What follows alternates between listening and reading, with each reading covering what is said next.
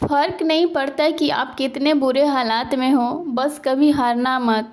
ऐसी कोई मंजिल नहीं है जहां पहुंचने का कोई रास्ता ना हो। Hi everyone, welcome to my new blog. आप लोग कैसे हैं? उम्मीद करते हैं आप लोग बहुत अच्छे हैं और अपना स्टडी भी बहुत अच्छे से कर रहे हैं।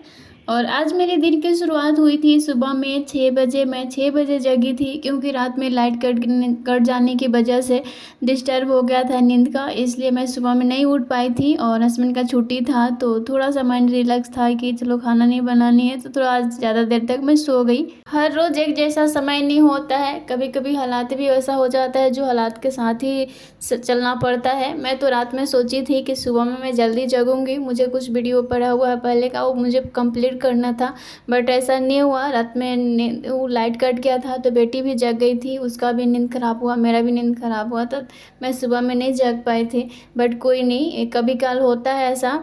और उसके बाद मैं सुबह में जगी तो ब्लॉग अपना स्टार्ट नहीं करी, बाकी उठ के सारा काम हम किए, खाना बनाए, खाएं, खिलाएं सबको। उसके बाद अभी अपना ब्लॉग स्टार्ट कर रहे हैं और पढ़ाई स्टार्ट कर रहे हैं। अभी बज गए हैं 11।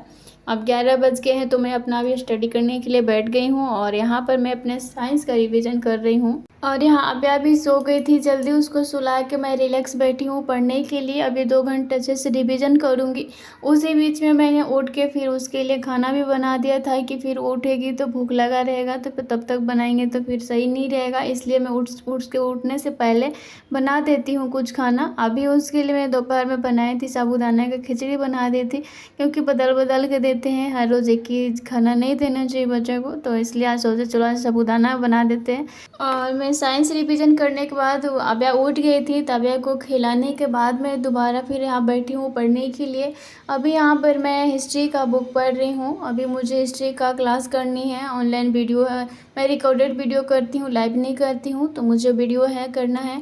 और उससे पहले मैं बुक पढ़ती हूँ, जो टॉपिक मेरा पढ़ाई होती है क्लास में उसका मैं बुक पहले पढ़ती हूँ, उसके बाद मैं फिर क्लास करूँगी ऑनलाइन। कुछ कमेंट आया था कि आप बच्चा के साथ पढ़ाई कैसे कर लेती हैं, मेरा तो नहीं होता है, बच्चा मुझे पढ़ने नहीं देता है, डिस्टर्ब करता है, बहुत परेशान करता है। तो कल वाली वीडियो में हमने बताया था कि हम अपने मतलब कि कैसे आदत ऐसा बनाया है कि मेरी बेटी परेशान नहीं करती है पढ़ने के टाइम में। तो ये जो भी मैं बताई थी कि आपको आदत बनानी पड़ती है, बच्चा आपको परेशान करता है लेकिन फिर भी आपको बार बार वो काम करिएगा तो एक दिन वो समझ जाता है, तो ये आपको मैं बताई थी। जैसे 1.5 साल से ऊपर बच्चा होता है, 2 साल हो जाएगा, 2 साल के बाद फिर वो आपको अच्छे से पढ़ने देता है, उससे पहले नहीं पढ़ने देगा। उतना वो समझदार नहीं होता है कि आपको समझेगा कि आप क्या कर रही नहीं कर रही, उसको आपके काम से मतलब नहीं होता है। बाकी 2 साल से ऊपर हो जाता है तो वो समझदार हो जाता है, वो बात चीज़ों को समझने लगता है। तो और एक कल वीडियो थी, कमेंट आया था कि मेरा तो बच्चा 8 महीने का है, मुझे नहीं पढ़ना होता है, परेशान करता है। तो आपका बच्चा 8 महीने का है तो आपको कैसे पढ़ने देगा, वो बहुत छोटा है।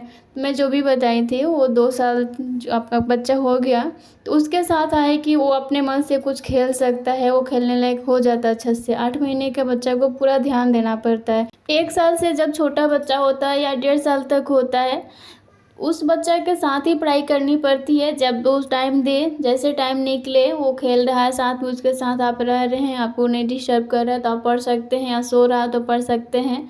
लेकिन उसको आप सोचिएगा कि हम अपने अनुसार उसको छोड़ दे रहे हो, खेल रहे हैं, अपना पढ़ाई कर रहे हैं, तो आपके अनुसार नहीं होएगा उस टाइम, क्योंकि उस टाइम बहुत छोटा बच्चा होता है। तो उस टाइम बच्चा को इग्नोर करने की ज़रूरत नहीं, आप उस टाइम इग्नोर नहीं करना चाहिए और इग्नोर करना भी नहीं है, क्योंकि वो छोटा है, उसको अभी बहुत पालन पोषण की ज़रूरत है। वो अपने से कुछ चीज़ें समझता नहीं है कि मुझे क्या लेना चाहिए, क्या नहीं लेना चाहिए, क्या खाना चाहिए, नहीं खाना चाहिए। तो छोटा बच्चा के साथ तो आपको उसके अनुसार ही चलना पड़ेगा, उसको प्रॉपर आपको ध्यान देना पड़ेगा।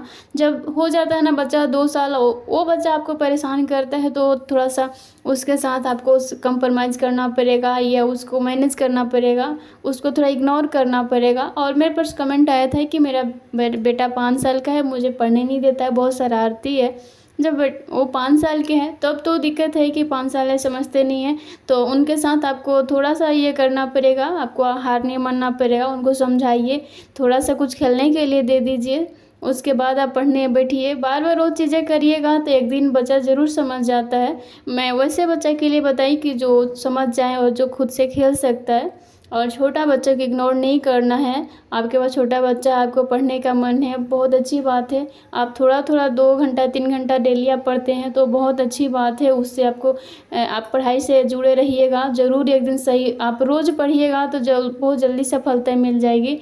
और यहाँ पर हम लोग का डिनर हो चुका है। थोड़ा सा अभ्या को टाइम दिए, खेली, उसके बाद सोचे कि सोएगी, अभी सोने के मूड में नहीं है।